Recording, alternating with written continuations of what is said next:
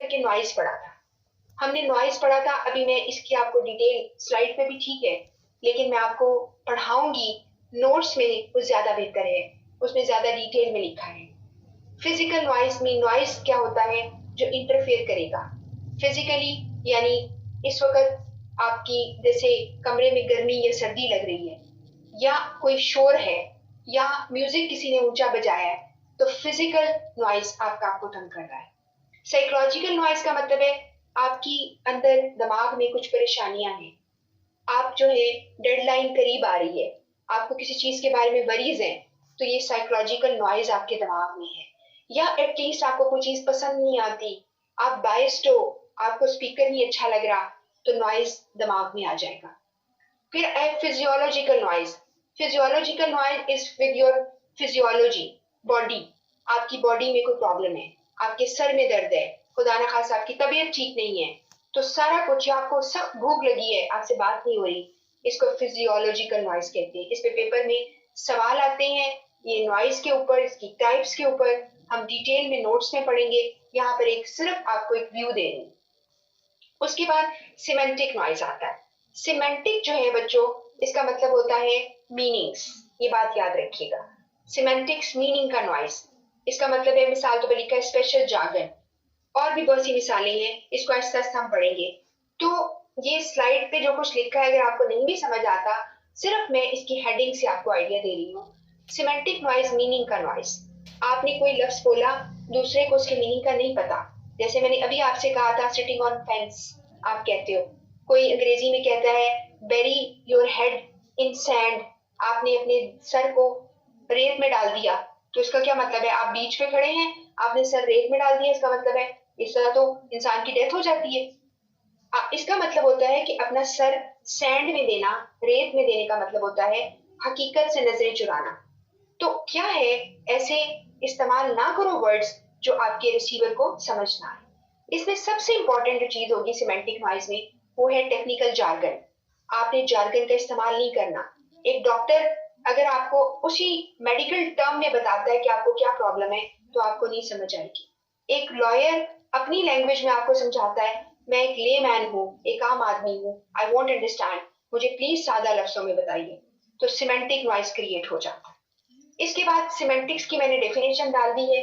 Semantic is a study of meaning, it is used to understand human expression through language. आपका जो आपकी meaning है, किसी भी चीज के मीनिंग, वो पॉजिटिव नेगेटिव भी लिए जा सकते हैं, या किसी चीज के क्या मीनिंग है किसी कल्चर में, उसको हम सिमेंटिक्स कहते हैं। ठीक है, और अगर किसी बच्चे को पता है, तो एक बड़ा फील्ड है, उस फील्ड को हम कहते हैं लिंग्विस्टिक्स, यानी साइंस ऑफ लैंग्वेज। तो क्या होता है कि उसकी एक ब्रांच है सिमेंटिक्स, साइंस ऑफ मीनिंग्स, यानी मीनिंग्स का फर्क है। और अक्सर ऐसा होता है कि एक कल्चर में किसी वर्ड के मीनिंग पॉजिटिव होते हैं, और किसी के यहाँ नेगेटिव होते हैं, और किसी के यहाँ बहुत ज्यादा एक ऑनरेबल मकाम होता है किसी का। मिसाल के तौर पर, जब हम अपने दादा दादी या नाना नानी का जिक्र करते हैं, या ग्रैंड पेरेंट्स कहते हैं, we feel a kind of respect, हमारे कल्चर में उनकी बहुत रिस्पेक्ट है। बाहर के कल्चर में they put them in old homes, they don't worry about it and they have many justifications। वो कहते हैं कि कोई बात नहीं, घर में तो ये और बीमार हो जाएंगे, ओल्ड होम्स में तो उनकी टेक केयर होगी, अपने जैसी एज के लोगों के साथ बातें बातें करेंगे, अच्छा वक्त गुजरेगा। तो this is going to be, again I would say, is a what semantic noise भी है, वैल्यूज का डिफरेंस है, ये कुछ सारा कुछ हमने इसको हम देखेंगे, और नोट्स में से इसे ध्यान से पढ़ेंगे। इसके बाद एक स्लाइड के ऊपर ये टेक्निकल नॉइज जो कि ऐड हुआ था, इसलिए मैंने ये स्लाइड आपको दिखा दी। टेक्निकल नॉइज में टेलीफोन कनेक्शन ठीक नहीं है, इंटरनेट नहीं आ रहा, आवाज कट रही है, या कुछ और प्रॉब्लम आ रही है, फैक्स नहीं चल रही, सर्वर डाउन हो गया है, ऑल टेक्निकल नॉइज। फिजिकल मैं बता चुकी हूँ, जिस जगह पे तुम बैठे हो, जिस जगह बात कर रहे हो, उस फिजिकल कंडीशन ठीक नहीं है, चाहे गर्मी सर्दी लग रही हो तब भी आप नहीं समझते। एक और यहाँ पे एडिशन था, इसलिए मैंने स्लाइड रखी, वो है सोशल नॉइज। ये लोगों की वजह से प्रेजुडिस्ड होना, प्रेजुडिस मीन तासुब का शिकार, लाइकिंग डिसलाइकिंग का शिकार, या फिर social noise because of colour, race, gender, age, इसकी वजह से नॉइज आ जाता है, तो इसे सोशल नॉइज कहते हैं. Like when you mix up with people, you socialise with people, and if there are some elements. Social noise की जो मिसाल है ना, वो मैं आपको देती हूँ. वो है स्टेटस डिफरेंस. एक बंदा एलीट क्लास से या अपर क्लास फैमिली का, एक मिडिल क्लास है, एक लोअर मिडिल क्लास है, एक बहुत ही गरीब है, तो हर वक्त वहां सोशल नॉइज रहेगा. ठीक है, लोग टॉलरेट नहीं करेंगे एक दूसरे को. इसके अलावा सोशल नॉइज रहे, बाजू का इंटरेक्शन से हो जाता है, बड़े रैंक के लोग, छोटे रैंक के लोग, उसमें भी नॉइज आता है. फिर साइकोलॉजिकल मैंने आपको बता दिया, आपके दिमागों का कोई मसला है, आपके दिमाग में कोई अपनी मर्जी है, आपकी लाइकिंग डिसलाइकिंग है, या आपकी कोई इमोशनल अटैचमेंट है किसी चीज के लिए, तो वहां पे साइकोलॉजिकल नॉइज आ जाता है. कॉन्टेक्स्ट की डेफिनेशन है, is a cultural social setting in which communication occurs. ये आपको नोट्स में से कहूंगी बार बार कि वहीं से आप पढ़ेंगे. ये सिर्फ स्लाइड्स का मसला क्या है, स्लाइड्स जो है एक विजुअल इसके अंदर अपील होती है. कभी कभार आप खाली लफ्ज पढ़ ले तो लफ्जों की एक वॉल बन जाती है, आपको लफ्ज जो है वो मिक्स होना शुरू हो जाते हैं. लफ्ज जो है वो आपकी विजन के लिए आपको बड़े कॉम्प्लिकेटेड लगते हैं. तो in order to avoid that, in order to be making it more like attractive, I believe in that कि कुछ कभी कभी स्लाइड्स पे भी होनी चाहिए चीजें, ताकि आपको कोई ना कोई चीज तो याद रह जाए. उसके बाद जी, चैनल और मीडियम में बच्चों को बड़ा प्रॉब्लम आता है. चैनल और मीडियम में फर्क क्या है? चैनल एक ब्रॉड टर्म है और मीडियम उसके अंदर हम इस्तेमाल करते हैं. जैसे कि यहाँ पे लिखा है 2 चैनल है, एक ओरल चैनल लिया, रिटन चैनल लिया. उसके अंदर क्या मीडियम मैंने इस्तेमाल किए? टेलीफोन किया, ओरल चैनल के जरिए, टेलीफोन मीडियम है. मीटिंग एक मीडियम है, वास्ता है, जरिया है बात करने का, लेकिन ओरल है. प्रेजेंटेशन ओरल है और प्रेजेंटेशन एक मीडियम है, कॉन्फ्रेंस एक मीडियम है. रिटर्न की तरफ चले जाओ, मीडिया आपने ब्रॉडकास्ट किया, या आपने कोई खत लिखा, या आपने ईमेल की, या आपने कोई लेटर लिखा, या एडवर्टाइज किया, ये सारा का सारा जो है वो आपने मीडियम इस्तेमाल किए, जिसे आप मीडिया भी कहते हैं. तो आप हमेशा याद रखेंगे, channel is a broader term and medium is the shorter one which comes under the umbrella term of what channel. अभी इस पर मैंने बहुत आपको डिफरेंट किताबों से लेकर मैंने नोट्स में लिखा है, आपको बिल्कुल परेशानी नहीं होगी. ठीक है, और एक बात प्लीज याद रखिए, एफएफएससी वाले स्पेशली बच्चे और स्पेशली एफएससी वाले, आई एम सॉरी टू से, लेकिन एक बात याद रखना कि जरूरी नहीं होता कि हमने चीजों को क्रैम करना है, रट्टा लगाना है, क्योंकि हमें आपका कसूर नहीं है, हमारे सिस्टम का कसूर है. हमारा सिस्टम हमें सिखाता है यू लर्न दिस वे. जैसे फॉर इंस्टेंस हमारे सिस्टम में क्या है, आपको अंग्रेजी पढ़ाई जाती है थ्रू ग्रामर ट्रांसलेशन मेथड, कि आपने जी अंग्रेजी सुनी, उर्दू में ट्रांसलेट किया, आपको बचपन से सिखा दिया गया दिस इज आ टेबल, पूरी क्लास पढ़िए दिस इज आ टेबल, और फिर टीचर साहब कह रहा है ये एक मेज है. ये क्या बात है? This is not the way. इस तरह हम लैंग्वेज नहीं लर्न करनी चाहिए, हमें लैंग्वेज को डायरेक्टली लर्न करना चाहिए. ठीक है, तो हमें अब क्या करना है, हम इसको पढ़ेंगे ध्यान से. जो चीजें बहुत इंपॉर्टेंट होंगी मैं आपको बताऊंगी साथ साथ कि इस पे सवाल जरूर आपको आता है. और फिर आप जब क्या करेंगे, आप इसको जब उस कॉन्सेप्ट के साथ पढ़ेंगे, तो जस्ट आपने इस तरह से पढ़ना है, conceptual plus deeper understanding. So whatever examiner is asking you, और इसके अलावा जब मैं आपको बहुत सारे एमसीक्यूज आपके साथ शेयर करूंगी, तो वहां पे उसकी लैंग्वेज को भी समझना आपकी जरूरत है. मिसाल के तौर पे एक सवाल आ जाता है, वो कहता है जी take the odd one out. सवाल है, नीचे 4 ऑप्शंस है, एक स्टेटमेंट है, क्या करोगे? मुझे पता ही नहीं ऑड वन आउट ये क्या चीज होती है, मैंने तो कभी सुना नहीं. ओके, क्या करूं, बड़ा परेशान बैठा हूं और एग्जामिनेशन हॉल में हूं, मुझे सवाल करना नहीं आ रहा. तो हमें आहिस्ता आहिस्ता प्रैक्टिस करनी है, और जब मैं आपको ये सारे सवाल दे दूंगी, फिर भी आपकी बहुत प्रैक्टिस होगी, और फिर भी आपको कोई चीज समझ ना आए तो you will definitely ask me. और मैंने आपसे ये भी बात कही थी कल कि गूगल अंकल जो है ना, गूगल अंकल, उसको जरूर तंग करते रहा करो.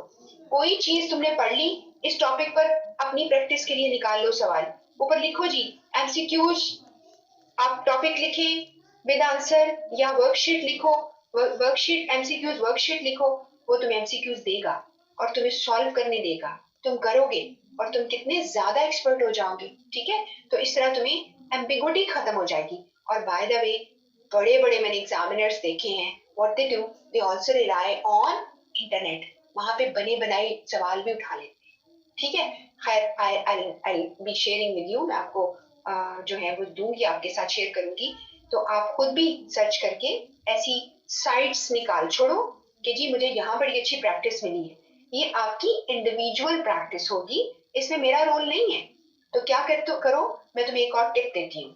मैं जिन जिन साइट्स को पे काम करती हूँ, किसी वक्त से मैं कोई एक सिलेबस बना रही हूँ या मैं कोई किताब लिख रही हूँ, तो मैं क्या करती हूँ, जिन सोर्सेस को मैंने कंसिडर करना होता है, मैं उनके जो लिंक्स होते हैं डेस्कटॉप पर एक वर्ड की फाइल रखकर उस पर सारे लिंक्स रख देती हूँ और ऊपर एक एक छोटा छोटा मैसेज लिख देती हूँ, ताकि मुझे आसानी रहे कि इस लिंक को मैं क्लिक करूंगी तो मुझे वो इस चीज के बारे में इंफॉर्मेशन देगा या ये वाली एमसीक्यूज मुझे खोल के देगा। तो आप बिल्कुल ऐसा कर सकते हैं और इसलिए आपकी हेल्प हो जाएगी कहाँ पर, जब आप कोई और भी सब्जेक्ट इवन पढ़ोगे तब भी आपकी हेल्प हो जाएगी। तो हम बात कर रहे थे ओरल और रिटन की, फिर हमने यहाँ कॉन्टेक्स्ट की बात की। ये बात अब करना चाह रही थी कैरेक्टरिस्टिक्स ऑफ इफेक्टिव कम्युनिकेशन, ये आपके सिलेबस में लिखा हुआ है, जो उसमें अच्छी कम्युनिकेशन जो होती है उसके क्या कैरेक्टरिस्टिक्स हैं। कुछ तो डायग्राम से तुम देख ली, कुछ मैं तुम्हें नोट्स में सारा बता दूंगी।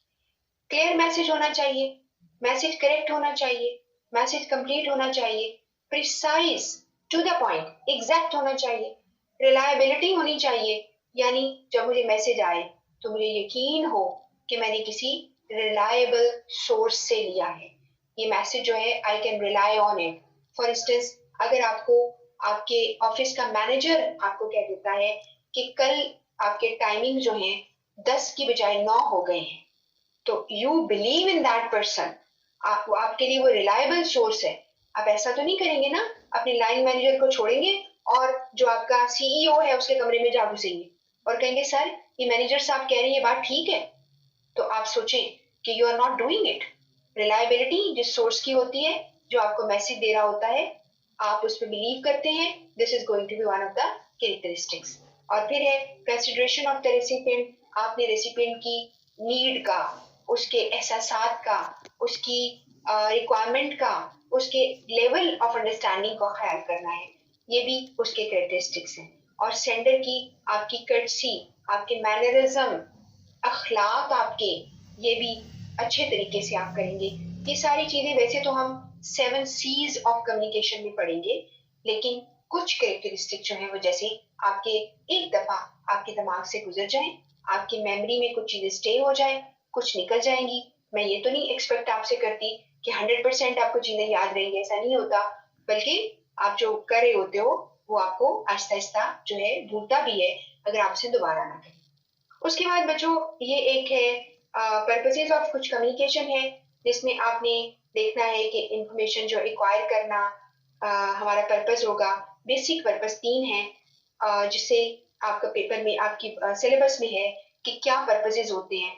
असल में 3 बेसिक पर्पसेस हैं कम्युनिकेशन के। एक पर्पस होता है इंफॉर्मेशन एक्वायर करना, यानी गेट करना।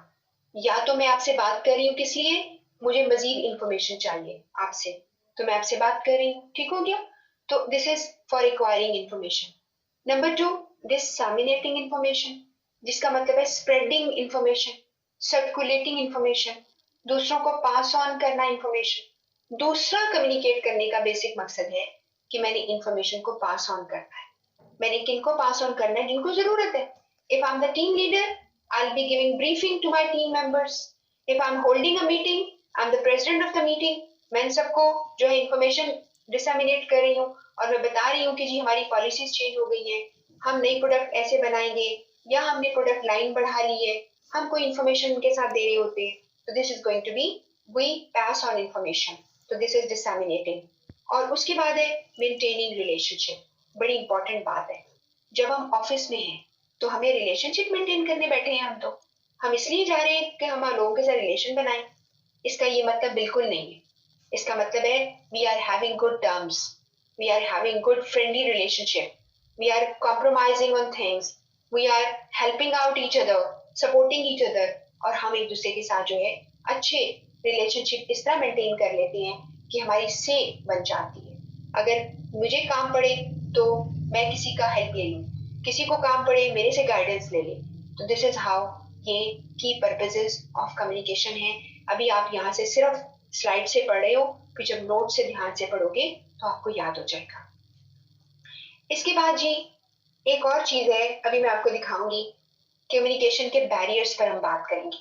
वो मोस्ट प्रॉब्ली आज हम नहीं कर पाएंगे नोट्स पर, सिर्फ एक आइडिया दे रही हूँ कि डिफरेंट कल्चरल बैकग्राउंड के जब लोग इकट्ठे होते हैं तो उनके दरमियान ज्यादा बैरियर्स के, रुकावटों के चांसेस हैं। लोग जो हैं वो नहीं समझ सकते एक दूसरे को, ठीक है, बहुत सी रुकावटें आ जाती हैं।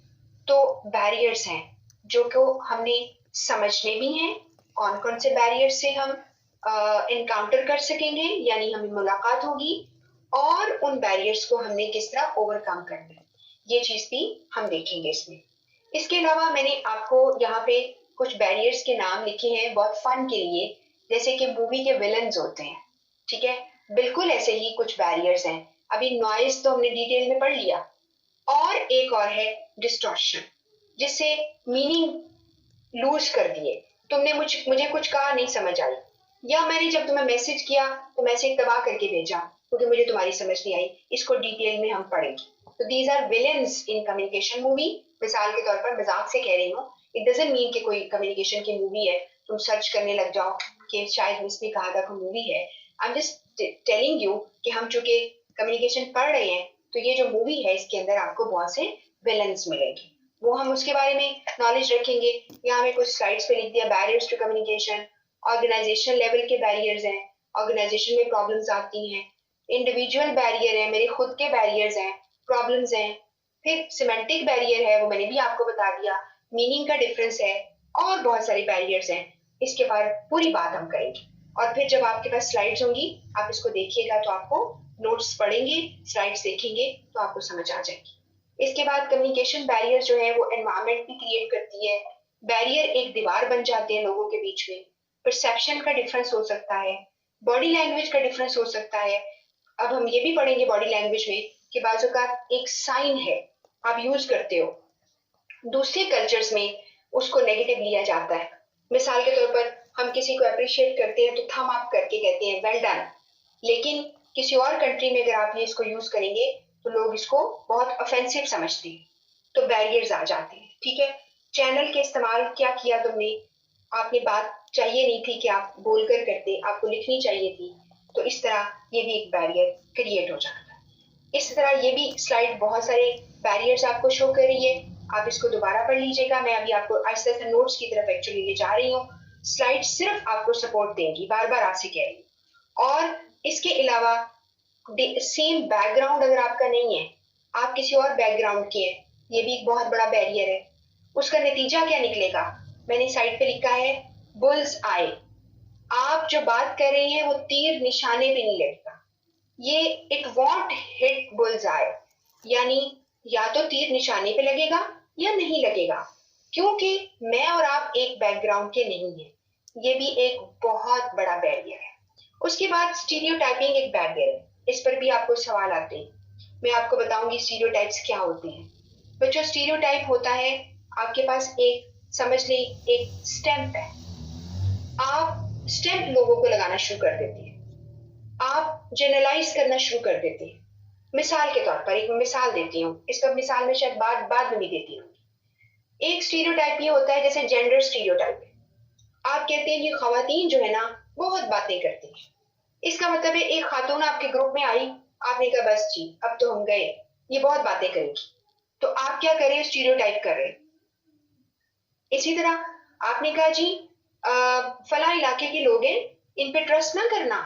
एक बंदा आपके हॉस्टल में आ गया, आपको पता चला कि फला इलाके का है, ओहो ट्रस्ट ना करना, स्टीरियोटाइपिंग करनी शुरू कर दी तुमने। और स्टीरियोटाइप एक स्टैंप है, तुम उसको लगा देते हो on the basis of your knowledge, जो तुम्हारे पास पहले से नॉलेज होता है। हमारे यहाँ जो हमारा मुल्क है इसमें आपको पता है ना, पीपल आर ऑल डिफरेंट।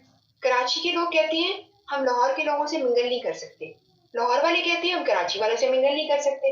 ये एक स्टीरियोटाइप है भाई। कुछ लोग कहते हैं मुल्तान के लोग बड़े इंटेलिजेंट होते हैं। बिल्कुल सही है, ऐसा होगा, लेकिन जरूरी नहीं। एक बंदा मुल्तान से आया, मैंने समझा इसको बड़ी बात समझ आएगी, ये तो बहुत इंटेलिजेंट होगा, और बात की तो पता चला कि दिमाग बिल्कुल खाली है। आई एम सॉरी अगर कोई मुल्तान से है, मैं वैसी बात करेंगे। आपने कहा जी फलां इलाके के लोग रिलायबल नहीं है, मैं अब नाम नहीं लूंगी शहर का, तो आप कहेंगे कि जी आप फलां शहर से आया है, इसको रिलाय ना करो, ठीक है। कुछ लोग, कुछ इलाके के लोग हैं, बहुत ही ज्यादा विट्टी होते हैं, है ना, बहुत फनी होते हैं, और वो बात करते हैं, हंसाते रहते हैं, वो कुछ इलाकों के होते हैं। और आप कहेंगे जी ठीक है, दीज आर ऑल स्टीरियोटाइप्स बच्चों। ये एक बहुत बड़ा बैरियर होता है हम जिससे मिलते हैं। अब चाइनीज है, in the days to come हो सकता है आप मैं हम चाइनीज लोगों के साथ काम करें, हो सकता है, there are many many chances. पहले ही हमें पता है ये उनकी फूड हैबिट्स ऐसी हैं, वो इस तरह से करते हैं। भाई स्टीरियोटाइपिंग मत करो, पीपल आर ऑल डिफरेंट, हर बंदा फर्क होता है दूसरे से। इसलिए ये एक स्टीरियोटाइपिंग बैरियर है, लेकिन कहीं कहीं स्टीरियोटाइपिंग जो है हेल्प भी करती है, कि मैं आपको जब डिटेल में पढ़ाऊंगी तो बताऊंगी। इसके बाद फिल्टरिंग एक और मसला है, ये भी एक बैरियर है, रुकावट है। फिल्टरिंग पता क्या होती है, मैं अभी स्लाइड नहीं पढ़ी, मैं आपको समझा रही हूँ सिर्फ। फिल्टरिंग ये होती है, एक तो फिल्टर होता है, जैसे कि आपने आपका जो किचन के टैप पर एक फिल्टर लगा हुआ है, और मस्जिद में एक चीज पानी आता है, वहां फिल्टर लगा हुआ है, ठीक हो गया। And some of the people they have done what, लोगों की हेल्प के लिए उन्होंने एक फिल्टर लगा दिया ताकि लोग साफ पानी पिए। बच्चों फिल्टर का यहाँ मतलब ये नहीं, उस फिल्टर में तो खराब चीजें ऊपर रह जाएंगी, साफ नीचे आ जाएंगी। जो ऑफिस में फिल्टरिंग होगी ना, दैट्स अ डिफरेंट स्टोरी। पता क्या करते हैं हम, एक बात पकड़ लेते हैं, उसको कहीं से खींच देते हैं, कहीं से छोटा कर देते हैं, कहीं से काट देते हैं, और आगे पेश कर देते हैं, ताकि जिसने इसको लेना है इस खबर को, उसके लिए सूटेबल होनी चाहिए। मिसाल के तौर पर फ्लैटरी करते हैं हम बाजू का, ठीक है, अपनी मर्जी से चीजों को बनाते हैं। जैसे यहाँ पे वर्ड लिखा है, सेंडर मैनिपुलेट्स इंफॉर्मेशन। मैनिपुलेट का मतलब है अपनी मर्जी से चेंज कर देना, चीज को बढ़ा चढ़ा देना, और कभी कभार चीज को काट के छोटा भी कर देना, तो इसे हम फिल्टरिंग कहते हैं। हम नोट्स में डिटेल में पढ़ेंगे। इसके बाद एक और बड़ा मसला है, वो है जी सिलेक्टिव परसेप्शन। यानी एक तो परसेप्शन होती है, मैं उसमें भी आपको दिखाऊंगी एक स्लाइड। सिलेक्टिव परसेप्शन का मतलब है मैं चीजों को परसीव करती हूँ, कैसे करती हूँ, वही चीज तुमने देखी, तुमने कुछ और मतलब निकाला, मैंने वो चीज देखी, I draws different meanings. Why? Because we are different people, हमारी अपनी अपनी नीड्स हैं, हमारी अपनी लाइकिंग डिसलाइकिंग है। अब इसके लिए एक बड़ी इंटरेस्टिंग ये एक कहानी भी है जहां से मैंने ये तस्वीर उठाई। कहानी ये है कि कुछ ब्लाइंड्स थे जिनको खुदा न खासा दिखाई नहीं देता, उनको जू ले जाया गया, और वो एनिमल जिसको वो टच कर सकते थे, उन्होंने उसको महसूस किया। अब ये तो नहीं आप कह सकते ना कि शेर को टच किया, फिर तो काम ही खत्म हो जाएगा। उन्होंने उनको टच किया कराया, जो कि like they can do, they can afford to touch. मसलन जो एनक्लोजर था एलिफेंट का, उसमें उनको डाला और कहा जी इसको टच करें। अब उन्होंने उसको टच किया, everybody touched elephant, but because they were blind, when they got back and the teacher asked कि आपने क्या देखा, तो उसने कहा एलिफेंट था। हाउ वाज दैट, कैसा था? उसने कहा जी वो तो जमीन की तरह बड़ा था। किसी ने कहा नहीं नहीं वो स्नेक जैसा था। किसी ने कहा वो बड़ा ही हार्ड था, स्टोन जैसा। तो इस तरह की डिफरेंट लोगों ने, क्योंकि उनका हाथ जहां पड़ा उन्होंने बता दिया। बिल्कुल ऐसे ही हमारी सिलेक्टिव परसेप्शन हमारे मुताबिक होती है। हम वो चीजें देखते हैं जो हम देखना चाहते हैं, ठीक है, समझना चाहते हैं। उसके लिए सिलेक्टिव परसेप्शन में हम सिलेक्टिवली चीजों को देखते हैं। हमारी मोटिवेशन, हमारी नीड, हमारा बैकग्राउंड, हमारी तमाम पर्सनल क्वालिटी उस चीज को देखने पे मजबूर करती है। हम इसकी बात करेंगे सिलेक्टिव परसेप्शन की, कि हम ऐसा क्यों करते हैं, इस पर हम बात करेंगे जब हम नोट्स पे आते हैं। और फिर सिलेक्टिव परसेप्शन से आपका एक्सपोजर क्या है, आप किस चीज को टेंशन देते हो, आपके कौन सी चीजें आपको डिस्टॉर्शन क्रिएट करेंगी। हर बंदे की अपनी अपनी, एक बंदा है इतना शोर है, वो किताब पढ़ रहा है, उसे कोई फर्क नहीं पड़ता, और एक बंदा है जरा सा किसी ने कुर्सी खींच दी तो उसको एक थप्पड़ लगा देता है, कहता है why are you dragging it, don't you see I am reading, I am studying, preparing for exam.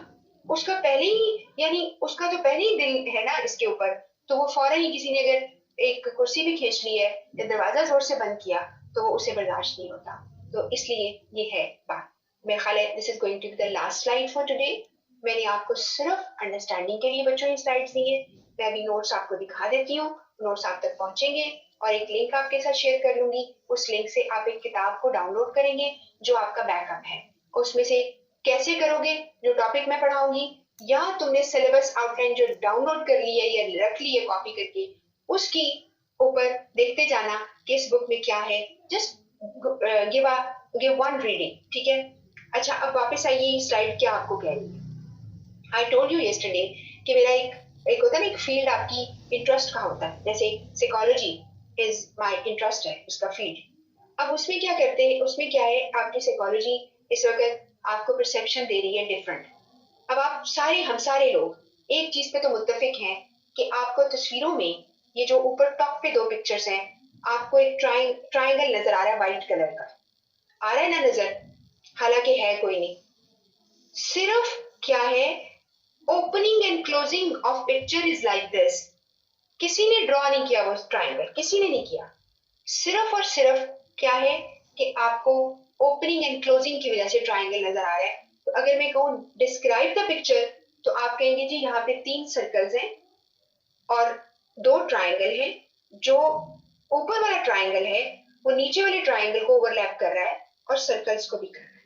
ठीक हो गया। इसी तरह नीचे वाले पे देखो तो आपको लग रहा है कि सबसे नीचे बॉटम पर कि एक लाइन लगी हुई है, हालांकि ऐसा नहीं है, कोई लाइन नहीं है। वो प्लेस लाइनें ऐसे की गई है काले वाली कि सफेद लाइन बनती दिखाई देती है। तो वो चीजें हम देख रहे हैं जो नहीं मौजूद है, ठीक है। तो हमारी परसेप्शन जो है बाजू का धोखा देती है। तो ये चीज भी हम इसको डिस्कस करेंगे, ठीक है। तो कल मैं आपको बाकी सारी चीजें भेज दूंगी। तो कल मिलेंगे इंशाल्लाह। अल्लाह हाफिज।